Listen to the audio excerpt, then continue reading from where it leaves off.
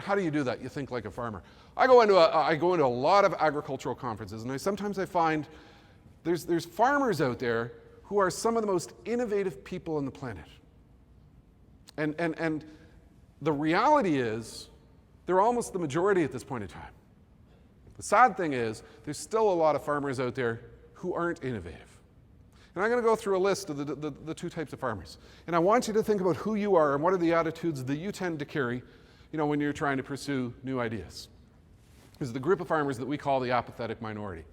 And the apathetic minority farmer, what they do is they're not optimistic about the future. They don't think there's a lot of upside to global farming. They're not really in tune with the statistic that global food production has to double in the next 30 years to keep up with population growth. That's a reality. There's nothing but upside for farming. They tend to seek the same old advice from the same old sources. They never really turn to anyone new to get new ideas. They have a very low intolerance for risk.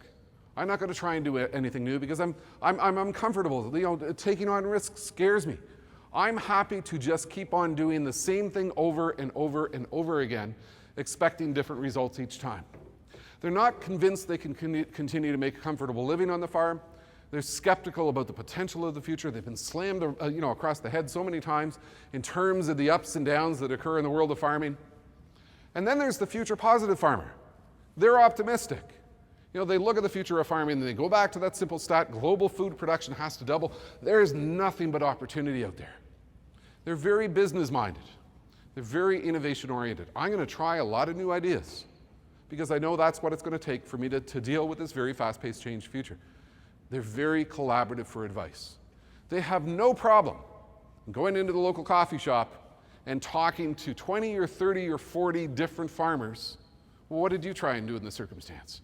What ideas have you pursued? What did you do that didn't work, and what would you do the next time? They're extremely collaborative. They're a mix of ages, young, old, they're aggressive. And there's a lot of intergenerational discussion that occurs there, where you've got the wisdom of an older farmer, who's adding his or her insight to the young generation, who's doing a lot of technology-based things with farming. They have a real mix in terms of generations, and they're focused on profit, planning, and growth. Think about that in your context. Do you seek advice from others? Do you keep your mind closed? Do you keep doing the same thing over and over and over again? Or do you challenge yourself to do things differently? They are willing to approach everything in a new way with new ideas. The expectation of the kids is going to change. How you interact with the kids is going to change. The nature of the way that you provide information to the mums is going to change. What are you going to do differently to keep up with that reality? Well, the attitude that I think that innovators adopt is, I'm going to learn to relearn. I'm going to go back to that phrase that Jim used before. Learning is what most adults will do for a living in the 21st century. I realize in this new world in which I'm going to have to be doing things very, very differently from a whole variety of different perspectives, that I've got a lot to learn. And to do that, I'm going to create, throughout this organization, my own little global idea machine, where we can share ideas, we can collaborate, we can put out some of the really cool stories on some things that have happened in a particular base. And we're going to have the capability that, if somebody at a base, has done a very innovative program, over at a base on the other side of the world that has, accomplished something wonderful in terms of outreach to the younger generation, 14 to 17-year-olds, that you're going to be able to get news of that story out to the rest of the organization so that people can pursue those ideas. Collaboration is critical in going forward into the future.